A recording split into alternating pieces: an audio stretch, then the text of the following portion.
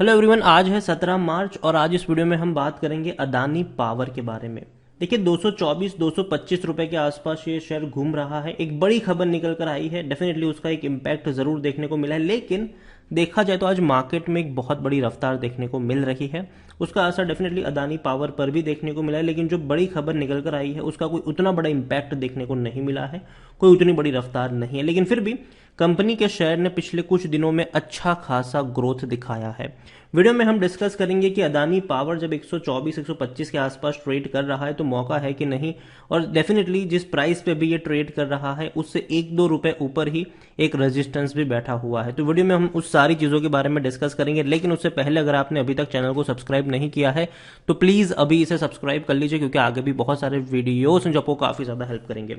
तो अदानी पावर 125 रुपए के करीब ट्रेड कर रहा है, और पिछले एक महीने में अगर हम देखें तो पिछले एक महीने में अदानी पावर में 5.5% की ही गिरावट है। जहां बाकी शेयर में बड़ी गिरावट है, यहां पर एक्चुअली गिरावट आई जरूर थी। 131 रुपए से टूटकर 111 तक पहुंचा था, लेकिन वापस से बाउंस बैक कर गया, फिर टूट गया, फिर बाउंस बैक कर गया। ये इवन एक साल में अगर हम देखें तो पिछले एक साल में अदानी पावर के शेयर में तकरीबन 43% का ग्रोथ है। इस बीच 155 रुपए तक का हाई बनाया जरूर था, लेकिन उसके बाद सुचिता दलाल की एक ट्वीट ने शेयर को तोड़ के रख दिया, और एफआईल्स का जो पूरा मामला यहां पर खुलकर आया वो भी कोई पॉजिटिव नहीं था इनके लिए, और यही वजह थी कि शेयर टूट के बिखरा। और जब शेयर 75 रुपीज से नीचे गया था तब मैंने वीडियो बनाकर कई बार बताया भी था। इवन जब 100 रुपए के ऊपर भी था, जब ये टूट रहा था, तब भी मैंने कहा था कि अगर 75 रुपए के नीचे मिले तो खरीद लेना इसको।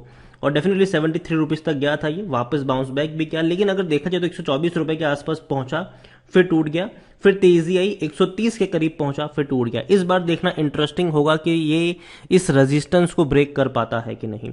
अदानी पावर देखे तो लार्ज कैप शेयर है, 48,000 करोड़ से भी ज्यादा का इसका मार्केट कैप है। वॉल्यूम की बात करें तो 1.5 करोड़ से भी ज्यादा का इसका वॉल्यूम हमें देखने को मिल रहा है। शेयर होल्डिंग की अगर हम बात करें तो प्रमोटर और एफआईल्स का यहां पर बड़ा गेम है, जिसके बारे में हम ऑलरेडी काफी कुछ डिस्कस भी कर चुके हैं। डिविडेंड पे नहीं कर रहा है। बड़ी खबर यहां पर निकलकर जो आई है वो ये है कि अदानी पावर ने कंप्लीट कर लिया है एसआर का जो 1200 मेगावाट का महान प्रोजेक्ट है, जो एमपी में मतलब मध्य प्रदेश में, उसको एक्वायर कर लिया है, मतलब कंप्लीट कर लिया है ये एक्विजिशंस।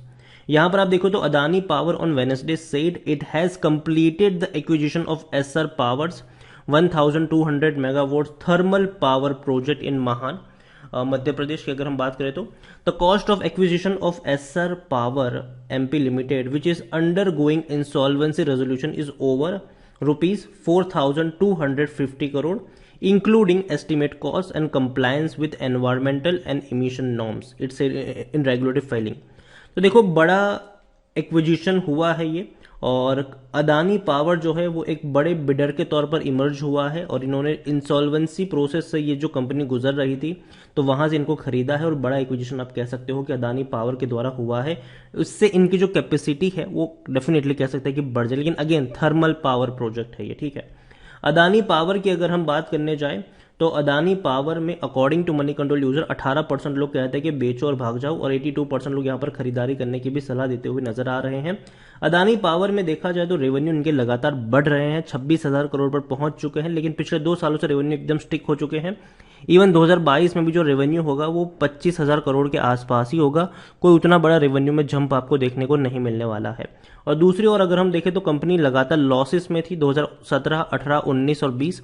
21 में कंपनी प्रॉफिट में आई, 1,270 करोड़ का मुनाफा कमाया। 22 में कंपनी प्रॉफिट में आएगी, लेकिन मुनाफा इतना बड़ा नहीं होगा। मुनाफा जो होगा इनका वो तकरीबन ऑलमोस्ट 500 करोड़ के आसपास आपको देखने को मिल सकता है, क्योंकि एक क्वार्टर में 230 करोड़ का लॉस इनको हुआ है, दूसरे क्वार्टर में 250 करोड़ का प्रॉफिट हुआ है, तीसरे क्वार्टर में 218 करोड़ का प्रॉफिट हुआ है। तो कुल मिलाकर अभी भी अगर हम देखें तो कंपनी 250 करोड़ के प्रॉफिट पर बैठी हुई है 3 क्वार्टर में, और अभी एक क्वार्टर में अगर 250 करोड़ का भी इनको प्रॉफिट होता है तो 500 करोड़ के आसपास के प्रॉफिट आप एस्टिमेट करके चल सकते हो, जो पिछले साल के मुकाबले कम ही होंगे। खरीदारी करने का सही मौका है, क्योंकि शायद ओवरबोर्ड जोन में नहीं है, लेकिन पी 37 का है। देखा जाए तो ये महंगा है, क्योंकि सेक्टर पी 28 है, लेकिन अदानी ग्रुप की हर कंपनी में जो पी रेशियो होता है वो हमेशा आसमान पर ही चढ़े रहते हैं। चाहे आप अदानी एंटरप्राइज की बात करो, अदानी गैस की बात करो, ट्रांसमिशन की बात करो, अदानी ग्रीन की बात करो, सब में यही है। बस अदानी पोर्ट एक ऐसी कंपनी है जिसका पी रेशियो उतना महंगा नहीं है। यहां पर कोई भी एनालिस्ट आपको खरीदारी करने की सलाह नहीं दे रहा है, लेकिन देखो एक चीज हमें समझनी होगी कि एक बहुत बड़ा ग्रुप का बैकबोन है इनके पास। और लेकिन मैं एक चीज़ साथ में ये भी कहूँगा कि मैं ये नहीं कहूँ कि खरीदारी करिए तो बेच दो, रखे रहो इसको, लेकिन फ्रेश बाइंग के मौके अभी नहीं है, क्योंकि पहले भी इस लेवल से ये टूट चुका है, ठीक है, इससे पहले भी ये टूट चुका है। तो जब तक ब्रेकआउट नहीं आता तब तक मेरे हिसाब से कोई जल्दबाजी मत करिए, लेकिन जो खरीदारी के मौके हैं वो मैंने पहले भी कहा था, मैं अब भी कहूँगा 110 से 115 रुपए के बीच में खरीदारी का अच्छा मौका है, लेकिन खरीदारी करी है तो बेचने की ज़रूरत भी नहीं है, होल्ड करके रख सकते हो। वहां पर पहुंचता है, गिरता है तो वहां पर आप एवरेज भी कर सकते हो लॉन्ग टर्म के लिए। और डेफिनेटली कंपनी में पोटेंशियल है आने वाले दिनों में, और जिस तरीके का बैंक बैलेंस लेकर अदानी चल रहा है, अदानी की जितनी भी कंपनियां हैं, ठीक है, वहां पर आपको ग्रोथ देखने को मिलेगी। और जो मैंने पहले भी कहा था कि देखो गेम कहां पर हो रहा था, गेम हो रहा था शेयर होल्डिंग पैटर्न में। अगर हम बात करने जाए तो प्रमोटर के पास 75% की होल्डिंग थी, एफआईएस के पास 16.56% की होल्डिंग है।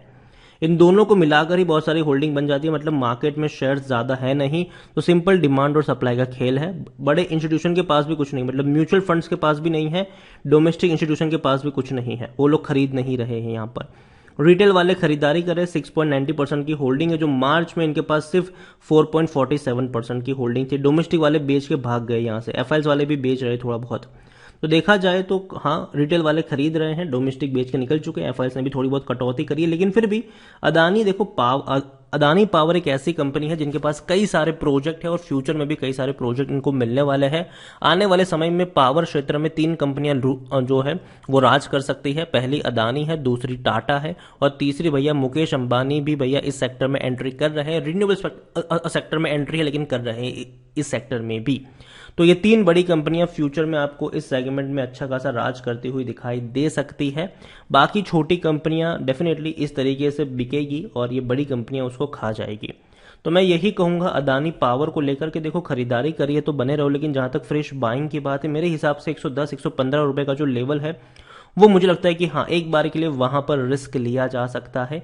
उससे महंगा आपको खरीदने की हाल फिलहाल में जरूरत नहीं है। बड़ी कंपनी है अदानी पावर के अलावा, अगर आप चाहो तो अदानी एंटरप्राइज, अदानी पोर्ट, इसके अलावा अदानी विल्मर पर भी आपकी नजर होनी चाहिए। अगेन कह रहा हूं, ये जो 3 कंपनी के मैंने नाम लिए, मैं ये नहीं कह रहा हूं कि अभी के अभी जाके खरीद लो, लेकिन अगर वहां पर करेक्शन आता है तो एक बार के लिए मौके वहां पर बन सकते हैं, क्योंकि लॉन्ग टर्म का शेयर वो भी है, लॉन्ग टर्म में पोटेंशियल वहां पर भी आपको देखने को मिल सकता है। तो वीडियो को यहीं पे एंड करूंगा। पसंद आया हो तो लाइक करें, शेयर करें, चैनल पर अगर आप पहली बार आए हैं तो प्लीज सब्सक्राइब करें। और अदानी ग्रुप में आपको कौन सी कंपनी सबसे ज्यादा पसंद है उसके बारे में भी आप मुझे कमेंट में लिखकर बता सकते हैं। Thank you.